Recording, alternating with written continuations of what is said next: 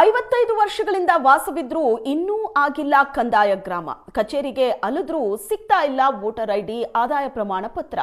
ರಾಯಚೂರಿನ ಸಿಂಧನೂರು ಆರ್ಎಚ್ ಕ್ಯಾಂಪ್ನ ನಿವಾಸಿಗಳ ಗೋಳಿದು. 55 ವರ್ಷಗಳಿಂದ ವಾಸವಿದ್ರೂ ಕೂಡ ಇನ್ನೂ ಈ ಗ್ರಾಮ ಕಂದಾಯ ಗ್ರಾಮ ಆಗಿಲ್ಲ. ಕಚೇರಿಗೆ ಅಲ್ದಾಡಿದ್ರೂ ಕೂಡ ವೋಟರ್ ಐಡಿ ಸಿಗ್ತಿಲ್ಲ, ಆದಾಯ ಪ್ರಮಾಣ ಪತ್ರ ಕೂಡ ಆಗ್ತಿಲ್ಲ. ರಾಯಚೂರು ಸಿಂಧನೂರು ಆರ್ಎಚ್ ಕ್ಯಾಂಪ್ನ ನಿವಾಸಿಗಳು ಗೋಳಾಡ್ತಾ ಇದ್ದಾರೆ. ಸಿಂಧನೂರಿನಲ್ಲಿ ಪುನರ್ವಸತಿ ಪಡೆದ ಬಾಂಗ್ಲಾ ವಾಸಿಗಳ ಪರದಾಟ ಆಯಿತು. ಆರ್ಎಚ್ ಕ್ಯಾಂಪ್ 1, 2, 3, 4ನಲ್ಲಿ ಬಾಂಗ್ಲಾ ನಿವಾಸಿಗಳು ವಾಸವಾಗಿದ್ದಾರೆ. ಆರ್ಎಚ್ ಕ್ಯಾಂಪ್ 5ರಲ್ಲಿ ಶ್ರೀಲಂಕಾದಿಂದ ಬಂದ ನಿವಾಸಿಗಳು ವಾಸವಿದ್ದಾರೆ. 5 ಕ್ಯಾಂಪ್ನಲ್ಲಿ ಸುಮಾರು 25,000ಕ್ಕೂ ಹೆಚ್ಚು ಮಂದಿ ವಾಸವಾಗಿದ್ದಾರೆ. ಕಳೆದ 55 ವರ್ಷಗಳಿಂದ ಇಲ್ಲೇ ಇದ್ದಾರೆ.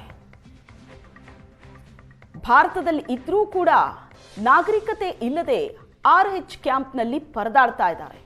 ರಾಜ್ಯ ಕೇಂದ್ರ ಸರ್ಕಾರಕ್ಕೆ ಮನವಿ ಸಲ್ಲಿಸಿ ಸುಸ್ತಾಗಿದ್ದಾರೆ ಜನ. ಮಕ್ಕಳ ಶಿಕ್ಷಣ ಕೊಡಿಸೋದಕ್ಕೆ ಆರ್ಎಚ್ ಕ್ಯಾಂಪ್ ನಿವಾಸಿಗಳು ಪರದಾಡ್ತಾ ಇದ್ದಾರೆ.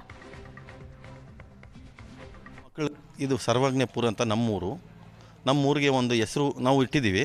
ಆದರೂ ಆನ್ಲೈನಲ್ಲಿ ನೋಡಿದ್ರೆ ನಮ್ಮೂರೇ ಇಲ್ಲ. ಅದು ಆನ್ಲೈನಲ್ಲಿ ನೋಡಿದ್ರೆ ಬರೋದು ಸಿಂಧನೂರು ಗ್ರಾಮೀಣ ಅಂತ, ವಾರ್ಡ್ ನಂಬರ್ ಇಂಥದ್ದು, ವಾರ್ಡ್ ನಂಬರ್ ಅಂಥದ್ದು 3 ವಾರ್ಡ್ ಇದೆ. ಇಲ್ಲಿ ಇಂಥದ್ದು ಬರ್ತಾಯಿದೆ.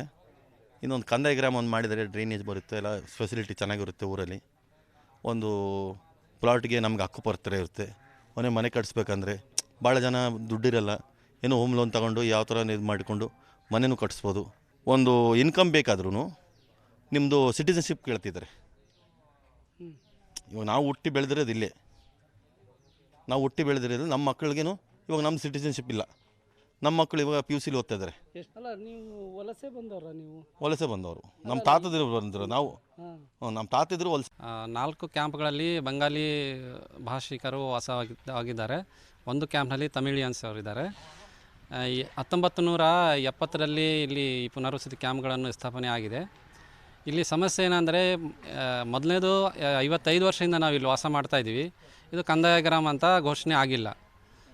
ಅದಕ್ಕೆ ನಮಗೆ ಸಾಕಷ್ಟು ಸಮಸ್ಯೆಗಳಾಗ್ತಾಯಿದೆ. ನಮ್ಮದು ಊರ ಹೆಸರು ಏನಂತಾರೆ ಆನ್ಲೈನ್ನಾಗ ನೋಡಿದರೆ ಯಾವುದು ಹೆಸರು ಅಂತ ನಮಗೆ ಸಿಗ್ತಾ ಇಲ್ಲ.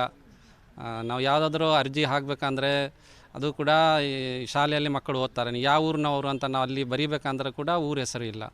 ನಮ್ಮ ಮೊದಲಿಂದ ಇದು ಸರ್ವಜ್ಞಪುರ ಗ್ರಾಮ.